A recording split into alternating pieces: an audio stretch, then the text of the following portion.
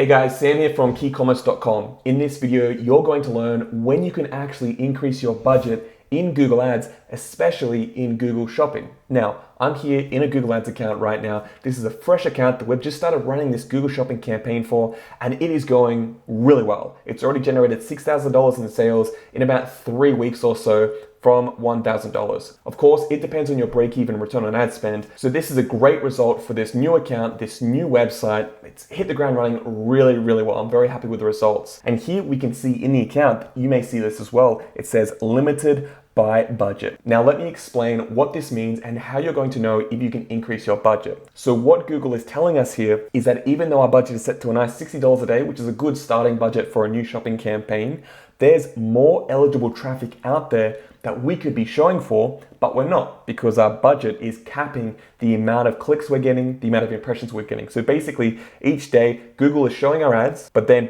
before the end of the day, there's still people searching for our products. We could be getting sales, but then Google stops our ads. And that's fine, that's what we want, because when we're starting a new campaign, if it's not yet profitable, we want to limit the budget. So that's why I don't recommend starting your campaign with $1,000 a day, because yeah, you'll get a lot of data and you might be able to optimize it very, very quickly, but you're also wasting a lot of money because you could start with a much smaller budget, say $50 a day, optimize that campaign, get it profitable, and then unleash the budget and scale it up. So what I'm going to teach you right now is how do I check if it's profitable and how do I actually increase it. So there's two things I check. The first thing I check is the ROAS. Now, if you've seen my how to calculate your profit margin video, I go into this in great detail. I'll leave a link to that below. In that video, I take you through a template for how to calculate your profit margin, which is very, very important to knowing if you can actually increase your budget. The reason for that is this: if you know your break-even ROAS and you're exceeding it with this campaign, then of course you're going to be very happy to increase the budget.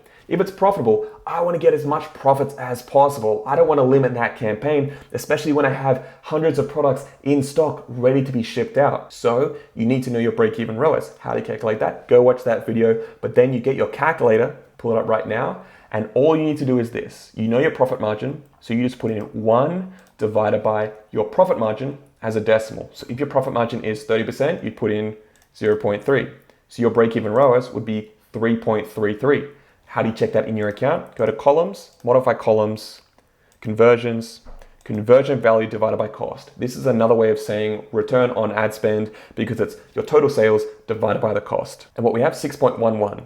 So if our break-even ROAS, let me pull up the calculator again, is 3.33, it's way higher than that. So we're making a lot of profits. It's fantastic. This is a really, really good campaign. For this actual account, the profit margin is 50%. So that's even better. 1 divided by 0.5 equals 2. Wow, we're getting an amazing return this campaign. It's dialed in, it's optimized. We've been working really hard on this the last 3 weeks, and now it's ready to scale. So what we're gonna do now is we're gonna check how much can we actually increase this budget by. So go to columns, modify columns, search impression share, search lost IS rank, search lost IS budget. Now, it's going to then tell us in these columns here how much we can actually increase our budget or how much traffic we haven't received because of our capped budget. Like I said before, maybe there's more searches available each day, but Google is capping your showing of those searches because of your budget. Well, this basically tells us potentially how much we can actually increase our budget and cap out on all those searches. It's still obviously a new campaign. So as Google keeps on indexing this feed, that's potentially gonna increase. So even though it's got 9 conversions over 3 weeks or so, which is 1 every couple of days, that's still really good, but I expect this campaign to grow and scale over the coming months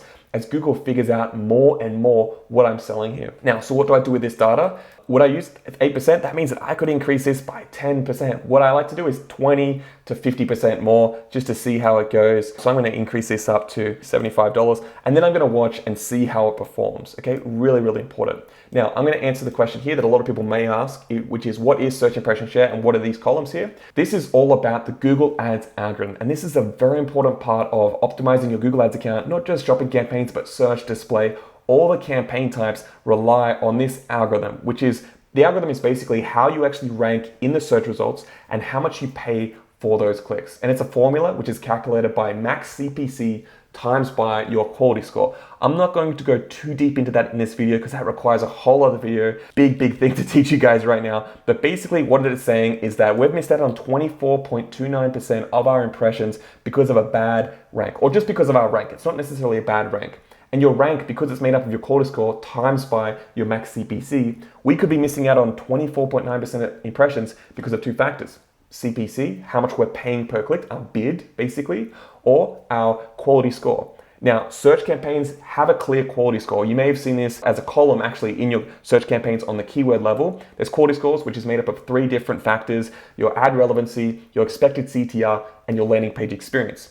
Now, a lot of people don't know this, but there's the same thing that happens with Google Shopping campaigns. Google doesn't actually tell you in your account your quality score for each product or even each search query, because that quality score is calculated every single time the auction is run. But it does exist, and it is so important that you optimize your product feed and especially your website, because Google really cares about your website, your landing page experience, which is your product page, how fast it loads, how people interact with it, the bounce rates, all this information Google uses to grade your account, and that's so important for optimizing your campaigns. You can't just have an amazingly optimized Google Ads account and Google Shopping campaign. You also need to improve your website, and I speak about that in almost all my videos. It's a big thing because that's the biggest mistake a lot of beginners make. They have a great account and they put a lot of time into that, but their website looks terrible. There's no strong brand, there's no trust, a lot of design errors, a lot of blurry images, and it definitely impacts their quality score. Anyway, that's one column you can also use to get a bit of an indication of your performance.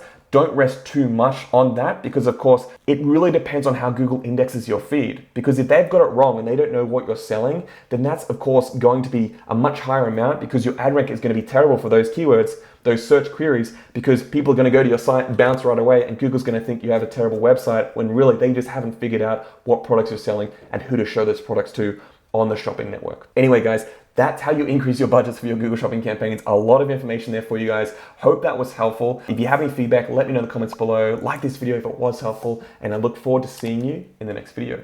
Bye for now.